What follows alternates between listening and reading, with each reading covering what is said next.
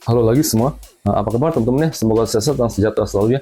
Welcome to a new edition of my video today teman-teman. As usual saya akan bicara mengenai one trending topic lah ya. But before that saya akan kasih teman-teman saya punya chopping board produk sudah teman-teman seperti biasa ya. Ini yang warnanya agak unik ya teman-teman. Ini yang marble ya ini ya. Ini kalau teman-teman bisa lihat ya lebih close up ya ini ya. Ini apa? Namanya ini warnanya agak unik teman-teman ya.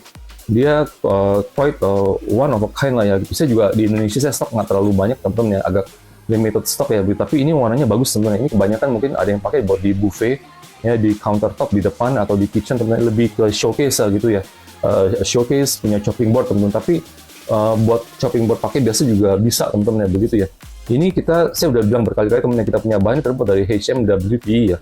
Jadi high molecular weight polyethylene. Ini beda sama plastik biasa yang ada di semua pasar di Indonesia teman-teman begitu ya, terutama sekarang ini ya begitu.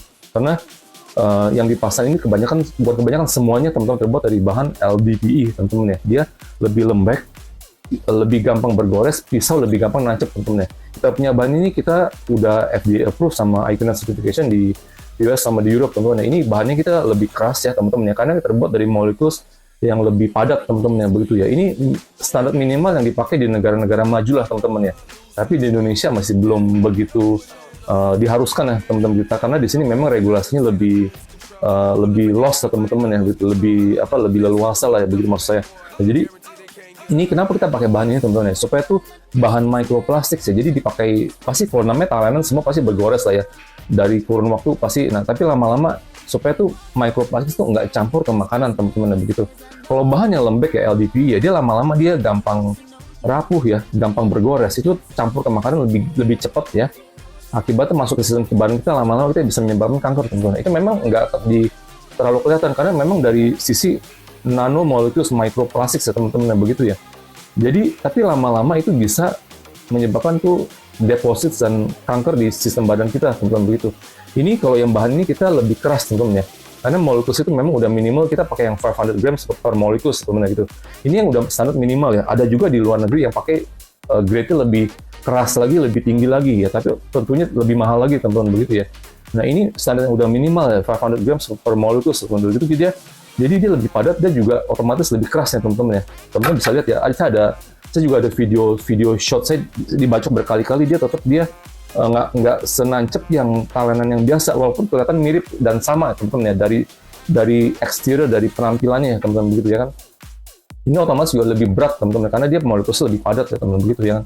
Ini kurang lebih ini ada 4 kiloan teman-teman begitu ya.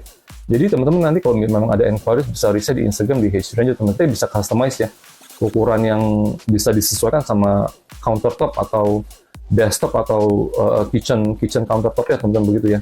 Jadi ini saya pasang handle kenapa? Karena ini agak berat teman-teman. Jadi pasang handle lebih ringan, lebih gampang dibawanya kemana-mana teman-teman ya begitu ya. Ini ukuran yang agak lumayan standar juga. Bisa dipakai juga untuk UMKM di rumahan teman-teman ya. Orang-orang mungkin yang hobi masak juga bisa teman-teman gitu. Ya kan? Ini ukuran yang lebih kecil teman-teman ya. Ini lebih kecil, lebih compact ya teman-teman ya. Ini juga lebih tipis ya. Ini cuma 2 cm ya.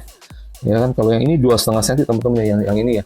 Jadi teman-teman nanti bisa, kalau memang ada yang kualitas nanti bisa riset di Instagram HRanger teman-teman begitu ya. Mungkin saya sedikit mau bicara mengenai kehidupan teman-teman kali ini ya, di video saya kali ini ya. Karena saya ngeliat kadang banyak, ya zaman sekarang orang udah banyak berubah secara sosial teman-teman ya. Jadi kadang-kadang kita ngelihat laki-laki ya teman-teman ya, tapi ya mungkin dia secara perilaku atau secara kelakuan mungkin bukan kayak seperti laki-laki teman-teman begitu ya. Saya juga lihat kadang ada banyak perempuan memang secara gender dia perempuan teman, tapi dari kelakuannya dan sifatnya itu mungkin kayak dia bukan seperti kayak perempuan teman, mungkin kayak lawan jenis seperti kayak laki-laki teman begitu ya. Ya kan? Saya sebenarnya nggak mau terlalu, ini bukan untuk judge, untuk video untuk judge mereka, enggak teman-teman begitu ya. Saya cuman mungkin saya mau sedikit kasih info tuh bahwa tuh kalau kita dalam agama, kalau saya agama Buddha teman, saya percaya akan adanya reinkarnasi ya begitu teman-teman. Jadi kadang-kadang kita reinkarnasi itu ya teman-teman, kita bisa tuh terlahir, misal kita sebagai cowok sekarang teman-teman ya, kita bisa terlahir kembali sebagai perempuan, bisa teman-teman begitu ya. Nanti di kehidupan yang selanjutnya akan terlahir jadi laki-laki, dan bisa alternating begitu juga bisa teman-teman begitu. Kalau dia karmanya kurang bagus teman-teman ya, saya mau berkata jujur di sini ya, kalau dia karmanya kurang bagus atau ada negatif karma ya, dia bisa begitu teman-teman, bisa alternating begitu ya begitu. Kalau mungkin dia orangnya sifatnya mungkin dia lebih orangnya mungkin lebih berkarakter lebih baik teman-teman, dia bisa tuh stable. Jadi dia kalau misalnya dia laki-laki, dia terus bisa jadi laki-laki terus teman-teman begitu ya.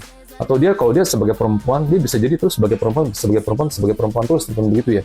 Jadi nggak diobrak-abrik, maksudnya dari dia punya sifat dan masa lalu dia gitu teman-teman. Karena kenapa ya? Kalau kita reinkarnasi teman-teman ya, setiap kali kita reinkarnasi ya, kita tuh kalau ini sih menurut pandangan saya teman-teman ya, ini bisa percaya atau enggak ya, itu sifat dari kehidupan yang sebelumnya itu pasti terbawa ke kehidupan yang ini teman-teman begitu.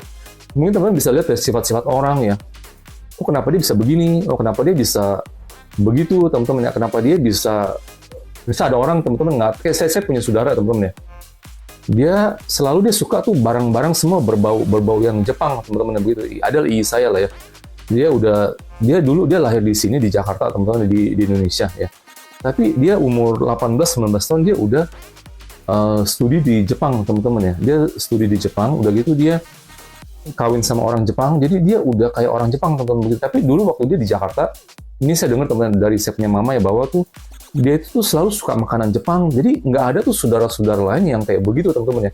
By the way, saudaranya banyak teman, ada 13 anak ya kalau mama saya teman-teman. Jadi nggak ada yang begitu teman-teman. Jadi cuma dia doang, dia kayak orang gila. Maksudnya tuh suka banget sama semua barang-barang Jepang teman-teman begitu ya. Jadi itu juga ada suatu keanehan ya. Itu bisa dilihat bahwa tuh kayaknya kehidupan sebelumnya dia tuh orang Jepang teman-teman begitu ya.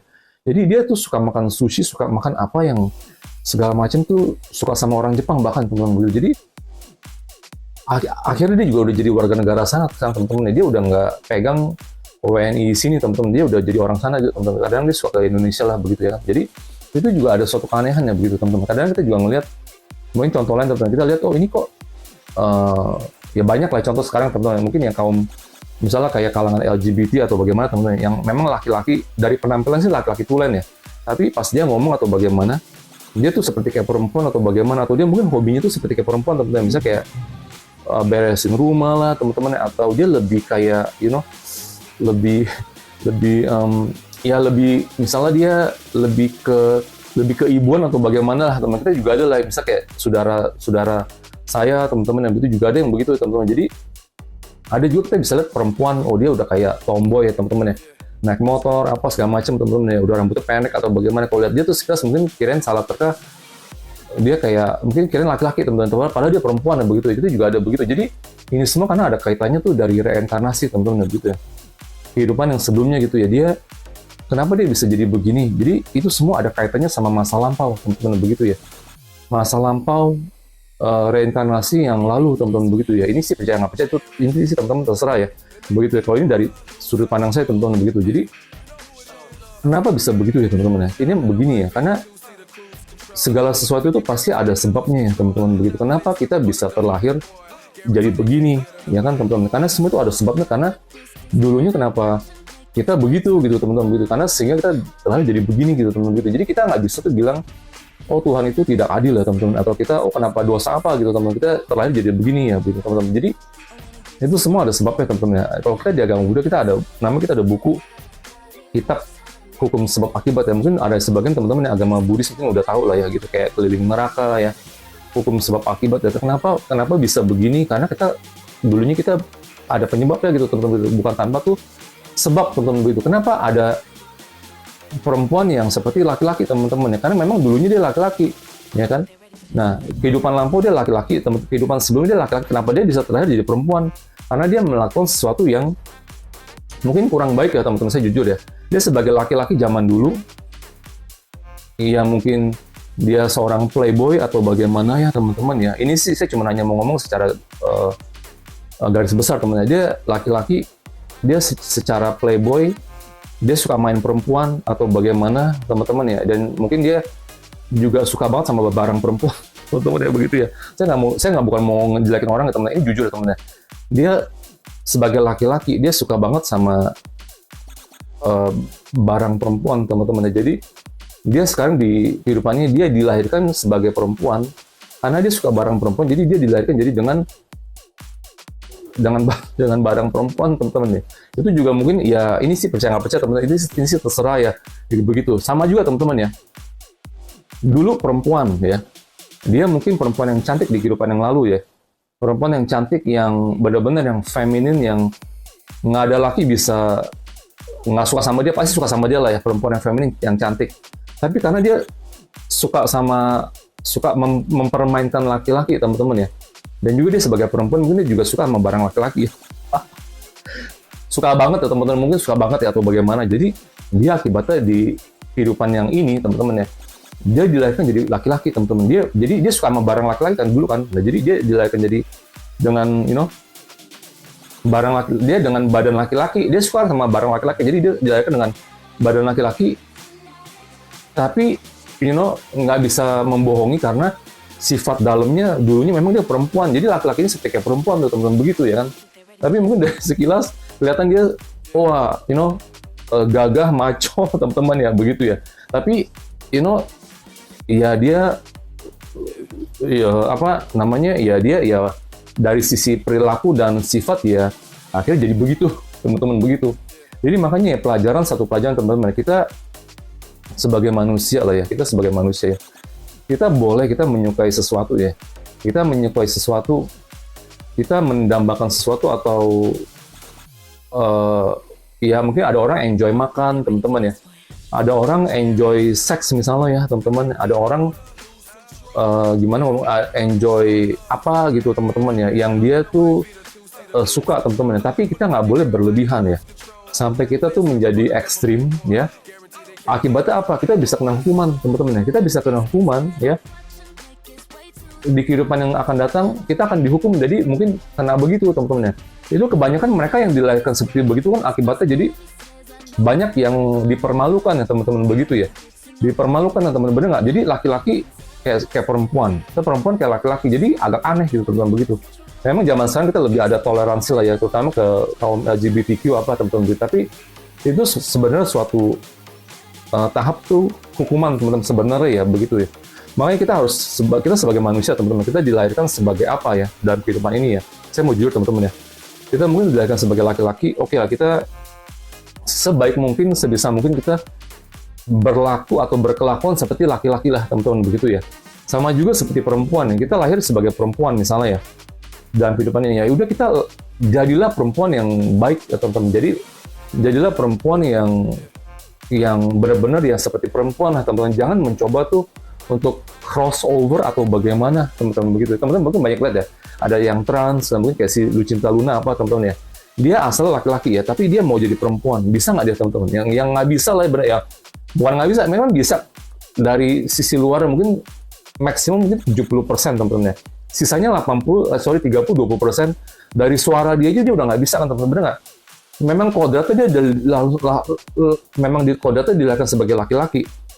Ya udah jalannya sebagai laki-laki, kenapa mesti operasi apa segala macam, buang uang juga tetap dipermalukan kok, bener nggak? Dia udah habis banyak uang begitu banyak, tetap dia dipermalukan, bener nggak? Nggak ada orang yang bisa tuh anggap dia tuh sebagai tuh perempuan tulen 100%, bener nggak teman-teman? Mungkin maksimum 80% lah ya, dia memang badan udah seksi apa, tete besar apa teman-teman ya. Ya dia untungnya dia, saya nggak tahu badan dia kayaknya agak lurus lah ya, nggak terlalu kayak kayak curvy as a woman punya body teman-teman, begitu. Jadi kita bagaimanapun teman-teman, kita apapun kita dilahirkan dalam kehidupan ini ya, kita harus bisa menerima teman-teman ya, kodrat kita lah teman-teman. Saya mau jujur teman-teman ya, kalau memang telah jadi laki-laki, udah jadi laki-laki aja teman-teman ya, begitu ya. Jangan coba untuk bagaimana atau bagaimana teman-teman, begitu. Sama juga dengan perempuan teman-teman, karena ini memang suatu fase kita mungkin ada yang bisa sedang menjalani hukuman teman-teman dalam kehidupan ini ya.